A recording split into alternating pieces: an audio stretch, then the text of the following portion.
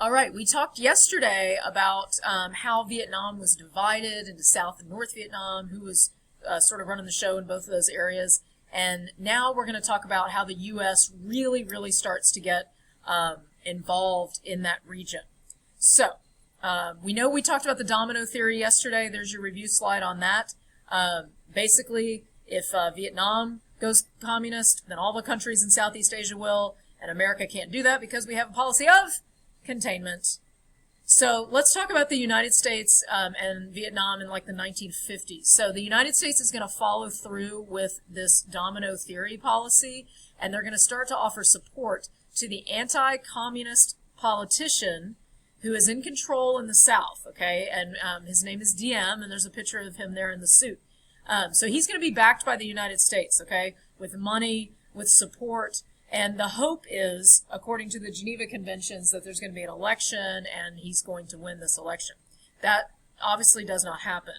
The South Vietnamese, under the leadership of Diem, they're going to be taking on what eventually the United States will refer to as the Viet Cong. You can see that there in the red, the Vietnamese communist. You ever seen your Vietnam movies? This is the Viet Cong, the VC. Sometimes they say Charlie. That's Victor, Charlie in military speak. But all of this basically means the Vietnamese communist under the leadership of Ho Chi Minh. So, if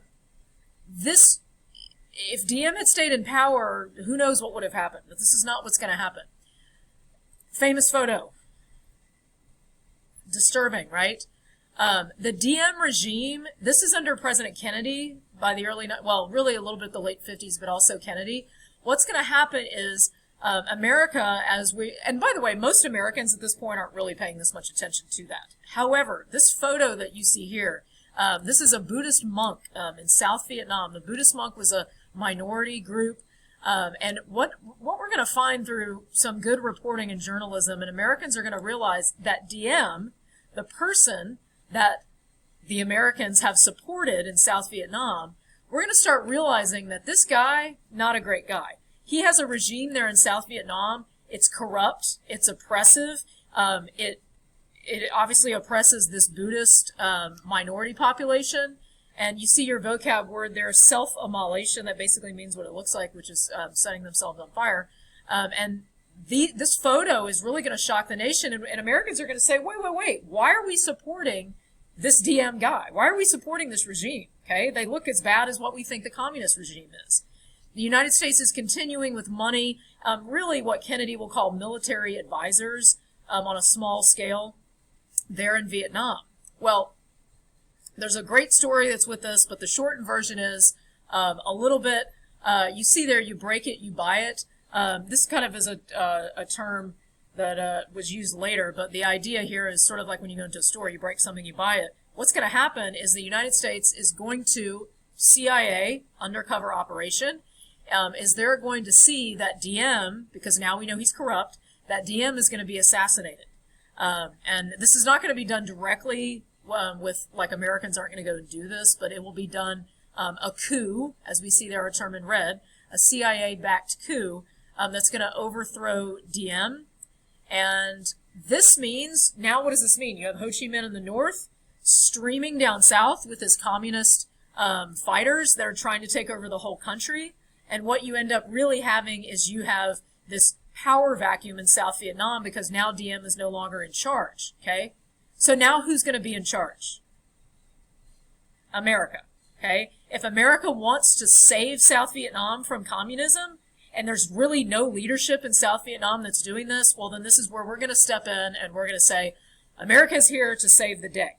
Okay, it's key you understand this because this is really the event that's going to get America bogged down in almost 20 more years of war in this region. Fast forward to President Lyndon B. Johnson. Remember in 1963, Kennedy is assassinated.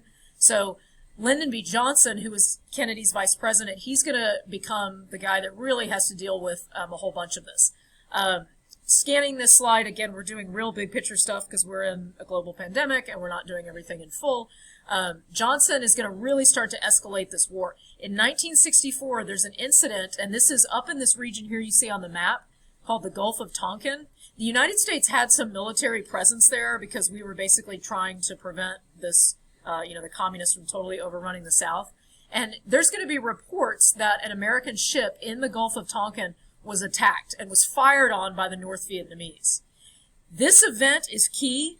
Obviously, it's going to be one of your vocab words you have to understand. This is going to lead to what becomes known as the Gulf of Tonkin Resolution. So our Congress is going to pass this, and it's basically a law that's going to give President Johnson full authority to basically declare war on the North Vietnamese people. This really goes against the way our Constitution is set up. We're supposed to take a vote in Congress. We have 535 members. They'll be thoughtful about it and they'll decide. But this is like hot potato. Congress doesn't want this hot potato, so President Johnson is going to get all-out authority to do this. As a result of the Gulf of Tonkin resolutions, he's going to, like your third bullet point says, beginning to send troops to Vietnam, escalating the war. So we will have hundreds of thousands of troops in the 1960s be sent to South Vietnam to help the South Vietnamese people. But remember, the communists, the Viet Cong, have come down south, so that's where all this fighting is going to take place, which on your next activity, you're going to realize, how this can become a big old mess. We will do bombing runs in North Vietnam in an operation called Rolling Thunder, and there'll be a lot of bombing of where we think we can, basically destroy some of their supplies and stuff like that, but it's not going to be very successful in North Vietnam. So for the most part, we're never really landing troops in North Vietnam, but we will be there in the South.